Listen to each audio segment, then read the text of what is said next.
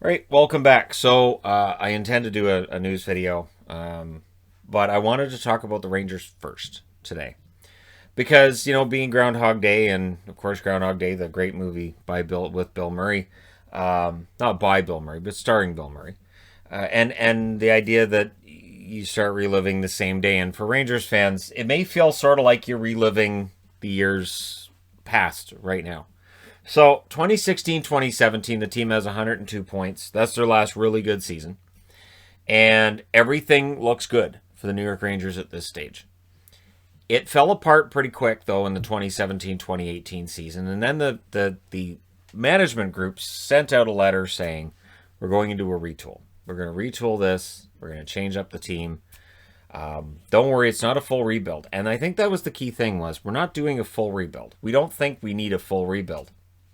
What's interesting is they've kind of done a rebuild.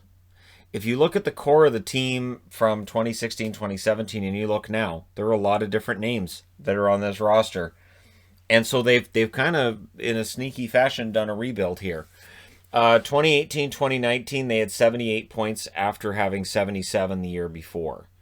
The season that was finished in March of last year, they ended up with 79 points in 70 games.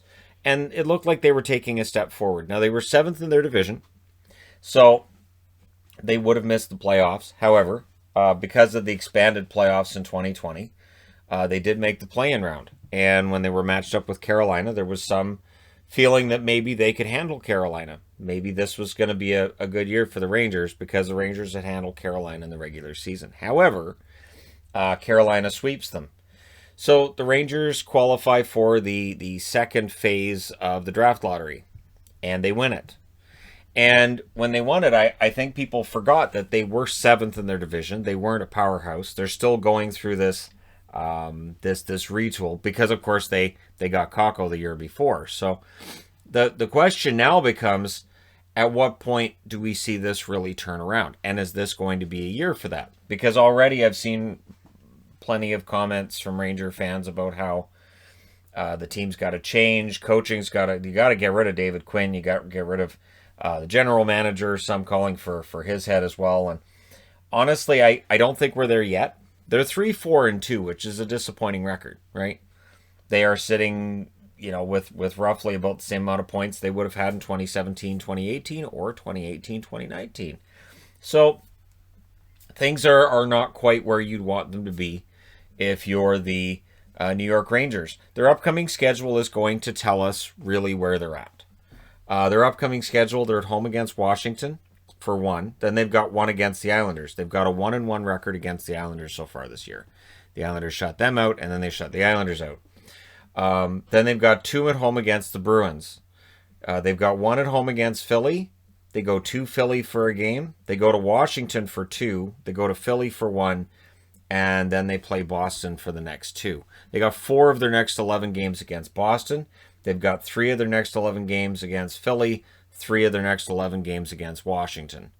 So Boston, Philly, and Washington, those are the 3 big teams right now in the East. And the Rangers' season will be decided by how they respond in these games. So far this year, they're 1-1-2 against Pittsburgh. As I said, they're 1-1 against the New York Islanders, 1-1 against the Buffalo Sabres, and 0-1 against the New Jersey Devils. So you can look at it and say they've only won 1 out of 4 against Pittsburgh. I would answer with yes, but they've only lost 1 in regulation against Pittsburgh. So they haven't given up that many points to Pittsburgh in the standings.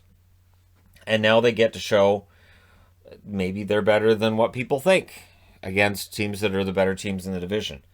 And with the recent move that's been made to decide that Tony DeAngelo's time is done in New York, it continues this storyline that's been going for a while. That I've noticed that there's a need for a defenseman to be the scapegoat in New York, or sometimes it's the defensive coach like Lindy Ruff, right, who's gone on to New Jersey, and so the need to have that scapegoat seems to be there, and right now in goals for, they're 15th in the NHL. Goals against, they're 12th, which isn't bad considering the goals against from their goaltenders has not been good enough. So the fact their goals against isn't that much higher, considering the save percentage of the goaltenders, that speaks well for the defense, I think. Their power play, 15.79%. They want that to come up. Their penalty kill is above average, 79.41%. So overall, their special teams, they're hurting them, yes, but there's still room for improvement. So I wanted to look at the defense they had in the 2017-2018 season. And it's interesting because almost all of them are gone, except one guy. This is where the idea that, well, it's not really a rebuild. It kind of sort of is when you're trading guys out for draft picks. And I know if you're a Rangers fan, you're going to look at these trades and say, well, that was a good trade. But the thing is, you're trading for the future. And right now we're hearing fans kind of being impatient that this should be where we're getting better. But this is where I think it reveals it's a full rebuild. It's not this whole retool thing it's a rebuild. Saying, well, we're getting rid of him because he wants X amount of dollars and we don't have the cap space. And then you're just getting the prospects back. You're probably doing a rebuild. So Ryan McDonagh, who was the captain of the team, was traded with JT Miller for Vlad Nemesnikov, Brett Howden, Libor Hayek, a 2018 first, which is Nils Lundqvist, who will help eventually, and a 2019 second, Carl Henriksen. Now, Nemesnikov, mixed results in New York. He's now in Detroit, of course. Brett Howden hasn't become that top six forward. Libor Hayek, not in the top six right now. And so that trade, considering JT Miller was flipped by Tampa to become a first-round draft pick that they then flipped to New Jersey to get Blake Coleman, I will say that trade, I think, overall was a loss. You look at McDonagh's time in Tampa, there have been times where people have said, oh, McDonagh deserves some Norris considerations. And so I will say that was a loss for the Rangers. I understand why they did it, but the best player in that trade is still Ryan McDonagh. Kevin Shattenkirk, of course, he came to the Rangers. A lot of hullabaloo. Didn't work out. They bought him out. Shattenkirk ends up in Tampa because that's what ends up happening. You have to be with both the defenseman for the Rangers and for Tampa. Brady Shea, who has not gone to Tampa yet, he was traded for a 2020 first, which was then traded, and basically what ends up happening is the Rangers turned that draft pick into Braden Schneider, who was very good for Team Canada at the World Juniors. He does project to be a good defenseman, but again, that's the future. So Brady Shea, who I still think has some top four there, but in Carolina it's going to be difficult to realize that because they're so deep on the blue line. Shea's out. Brendan Smith is still here. Brendan Smith's still a Ranger. And it's funny because there have been times where he's been rumored to be on the trade block. There's been rumors of buyouts at certain points in time during his contract. He's still there. Mark Stahl was traded with a 2021 second-round pick for future considerations. It was a pure salary cap move. And so Mark Stahl goes to Detroit. And I know that there was plenty of, well, it's a good thing we got rid of him. Now our defense is going to be really good. Nick Holden was traded to Boston for Rob O'Gara and a 2018 third, which was Joey Keane. Holden's not really a growing concern in the NHL. I don't think anybody's going to look at this blue line and say, gee, if they still had Nick Holden, I don't know that's a thing. Tony DeAngelo, I've got a question mark because we're not sure if they're going to get anything for DeAngelo or what they might get or what might happen. That could happen today. It could happen a week from now. We just don't know. But yeah, DeAngelo's the question mark. And then Neil Pionk, who was starting to break in, he was traded with a 2019 first, which became Ville Heinola, for Jacob Trouba, who they gave a ton of money. And at the time, Pionk was considered the worst defenseman in the NHL. I read that comment a lot. The worst defenseman in the National Hockey League analytically is Neil Pionk.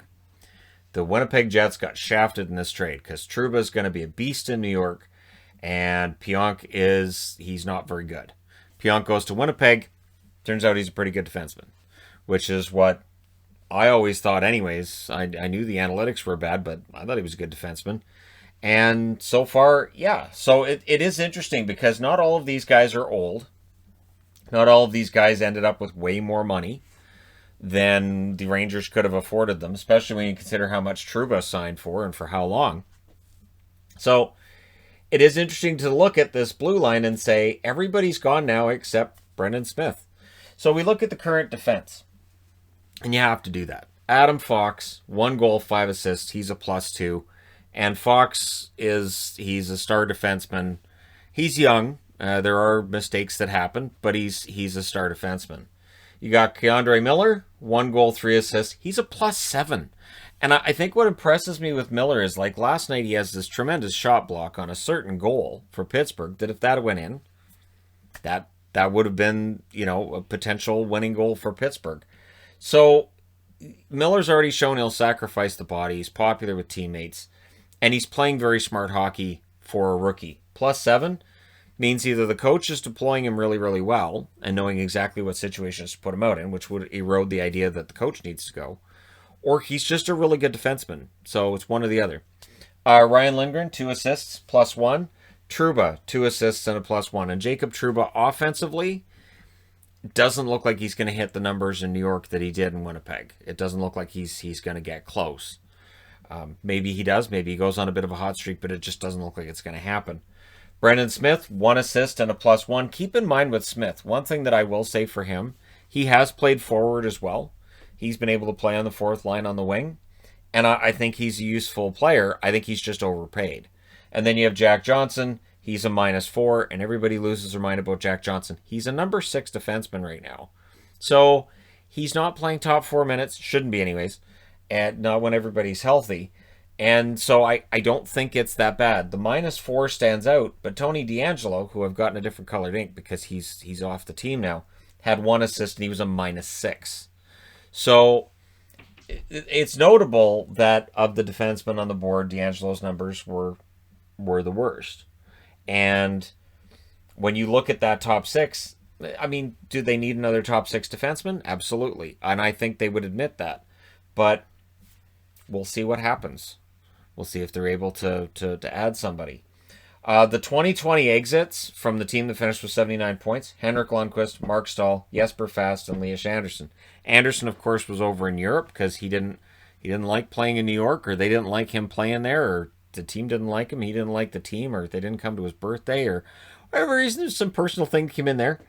Jesper Fast, they missed Jesper Fast. And I think we all knew they would when he signed. Outside of New York, I think, we all realized, hey, he's a good player, and you can't easily replace what Fast brings, not for the price that he was providing it for the New York Rangers. So when we look at their top 6 forwards currently, according to depth charts and all that, Lafreniere has 1 goal. Zibanejad stands out like a sore thumb with a goal and an assist, right? It has been a slow start for Zibanejad. There's no way around it. He's not playing well. And whatever reason you might think that's happening, it's been a tough start for Zibanejad. And then you have Buchnevich with 2 goals and 5 assists. He's been effective, but again, they need Zibanejad to get going. Zibanejad was a huge part of the reason that they were producing as well as they were in terms of wins and points last year. When they got red hot, a lot of it had to do with Zibanejad and the goal streaks he was going on. Panarin, 5 goals, 7 assists. Nobody's going to say anything bad about Panarin because he's been excellent so far this season. 12 points in 9 games and all that. Strome, 2 goals, 2 assists. It was going to be tough for Strome to follow up on what he did last year. Last year felt like a career year, and so far it looks like it was. And for Chris Kreider, 4 goals, no assists. He's been heating up. I think Kreider's going to be just fine. I think the Rangers, considering they're 3-4-2, they're 15th in goals for, and their top 6 you can look at and say there's an issue there. But I think the fact that they're still getting the production overall, that they're still middle of the pack while they're not getting what they need from the top 6, eventually the top 6 wakes up. And for Lafreniere, again, just the 1 goal so far. It's been a rough go for him.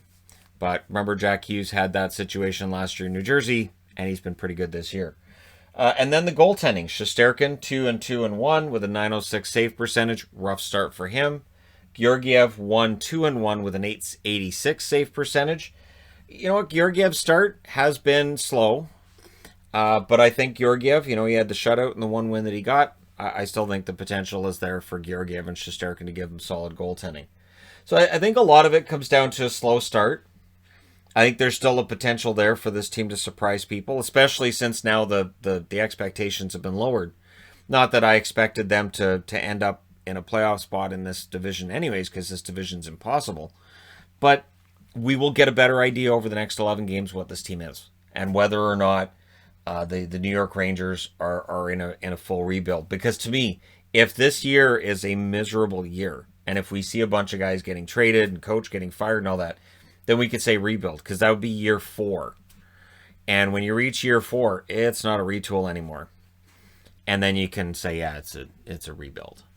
And at that point, fans and their patience, it starts to wane. Once you reach about that 4th year, it starts to wane. I know from Vancouver, once you reach year 4, fans start to say, all right, when are we getting better? Are we better now? How about now? Are we better now? Why aren't we better now? So we'll see. The Rangers, it's still early enough for them to turn around. And again, the numbers that I find encouraging, their penalty kill has been okay, and their goals against, they're above the 15 level. If they were below 15, I'd be concerned, but they're at 12th, and I think that's going to get better. Let me know your thoughts in the comment section below regarding the current state of the New York Rangers and what you think needs to change, or do you think they pull out of this? Don't forget to hit like and subscribe if you're browsing your way through. You just happened upon this video. And hey, thank you guys so much for watching, for all your support. I will talk to you again soon.